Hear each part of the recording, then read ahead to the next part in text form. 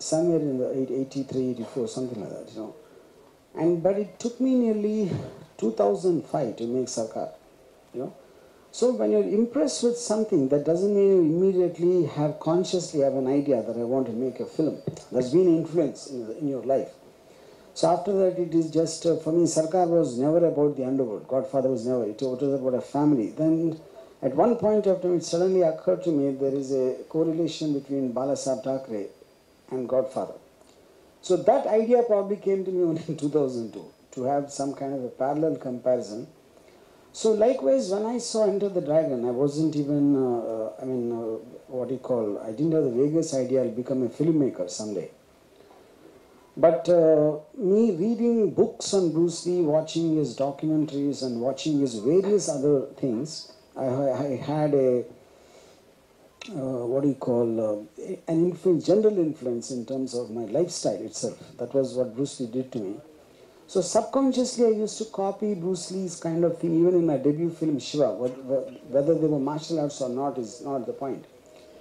Then maybe late, sometime after many years, it occurred to me that none of the Hong Kong martial art films or Korean martial art, they seem to have understood the Bruce Lee phenomena. How come for 40 years we're not able to forget Bruce Lee? And every martial artist who came after that, we forget them in 3-4 years and we move on. So I studied it like a research in terms of that. I'm not saying I'm not a martial artist myself, but I understand the theory of martial arts a lot.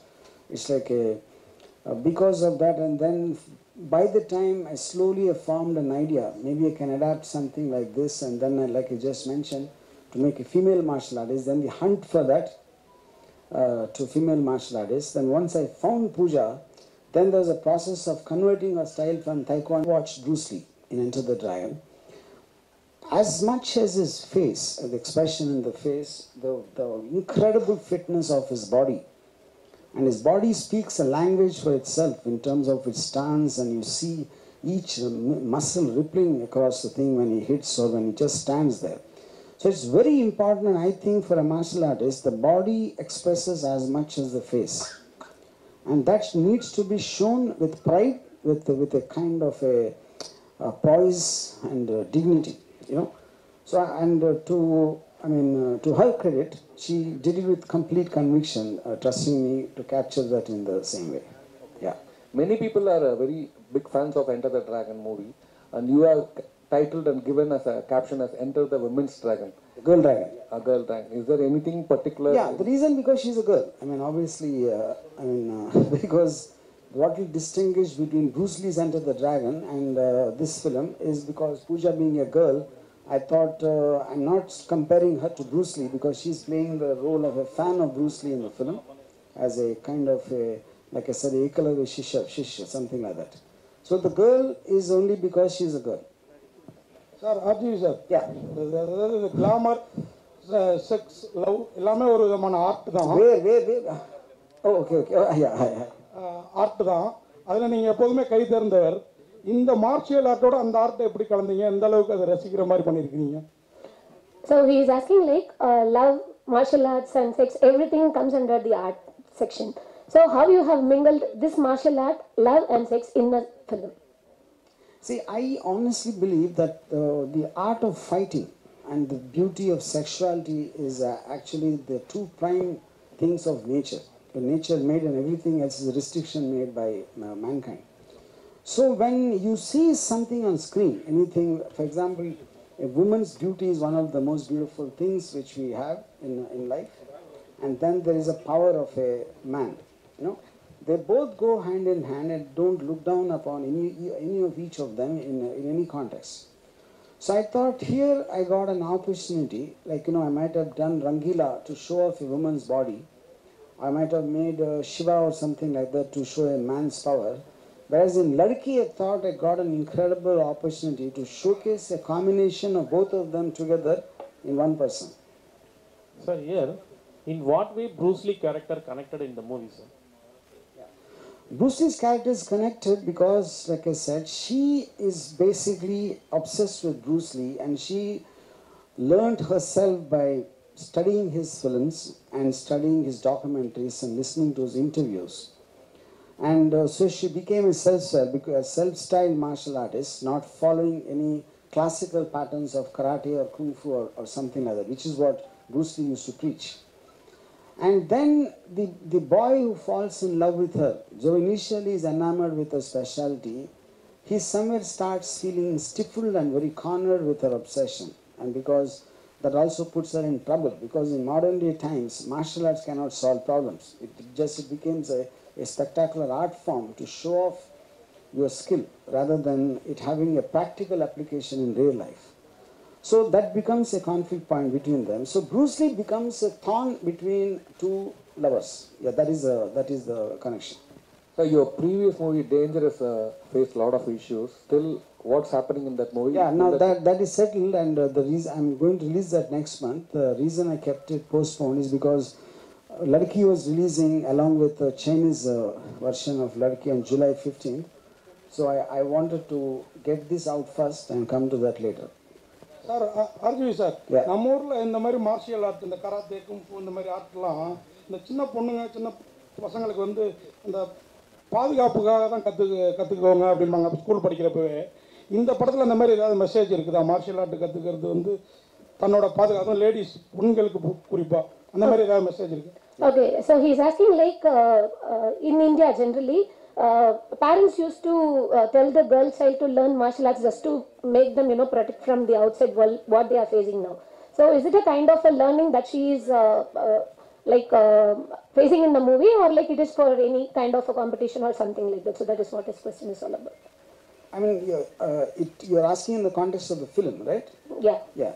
See, I feel in the context of the story, there's something happens with the character's family member, like elder sister, where she feels helpless in inability to not to be able to do anything.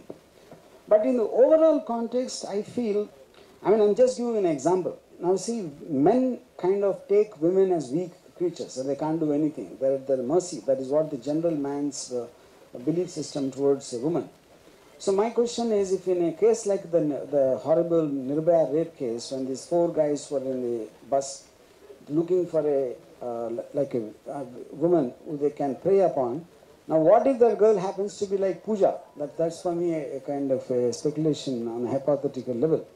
So I think when women also have that kind of basic self-defense, to handle a situation, if at all it comes, something unfortunate that happens, I think that is one message this film very strongly sends. Apart from that, the effects of the perfect fitness of the body related to health and all that, I think both of them are there strongly there.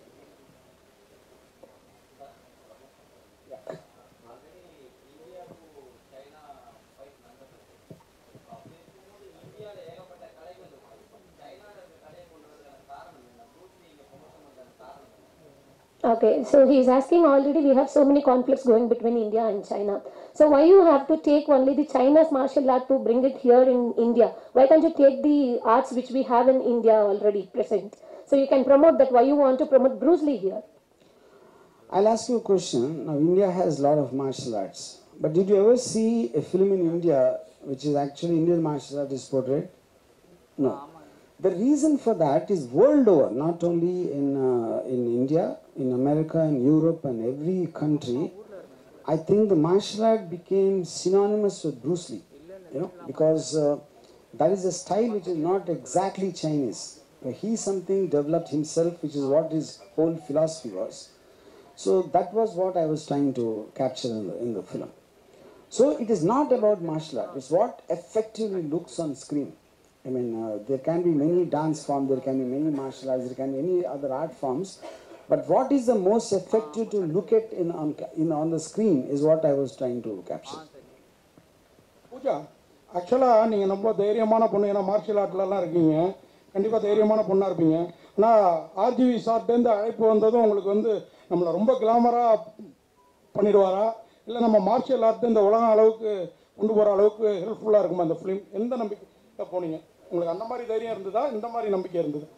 Okay, so when sir actually approached you for a movie, so first of all, what was your mindset? Whether he is going to take you to the level in the way of martial art, or whether he told you like it is going to be a glamorous one, so you will be approached only for the further glamorous role or what. So he's asking what kind of thought you had when you committed to this movie. Either you will be approached or you will be applauded for the martial art or for the glamour one. Applauded for. Like, so he is going to take you up in the role of glamour or in the role of martial art, that your talent you are going to expose.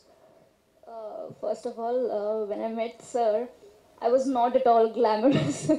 I think I was a tomboy when I met Sir, and a very simple girl, and that's why Sir casted me in this film for my action talent. And then initially when I started working on myself and learning Jeet Kune Do, I felt that for this specific film, I think there should be a makeover, like how it happens in the film when a girl goes to a makeover scene.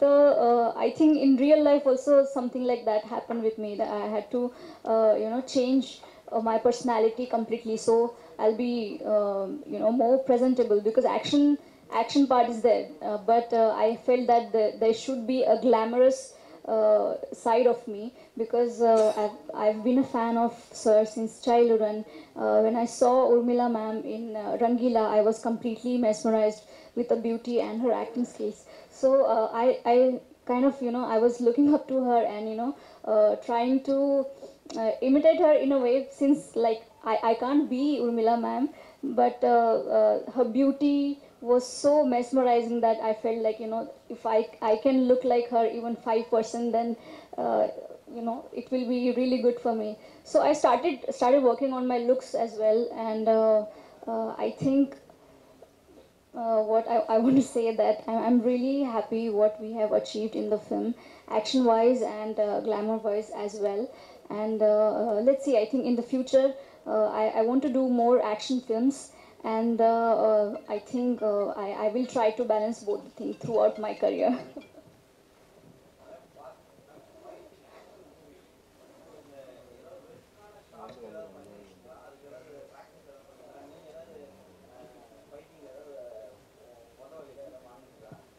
Okay, he's asking, so while doing the action sequences, so have you faced any kind of injuries, or have you practiced a particular action sequence? Have you taken any training for that? So because of the fight sequence, have you got any severe injuries or something like that? That is what his question is. We initially did a lot of training for every specific scenes we were planning to shoot. So whenever we were shooting, like whenever we were on the sets actually, so you are in that zone, in that action mode, so accidents tend to happen. So I think 2-3 times this has happened, that I got injured, and other people who were like there in the scene, they also got injured. But I think the end result is so good that the pain just goes away, and you just look at the final product. So what is the message that you are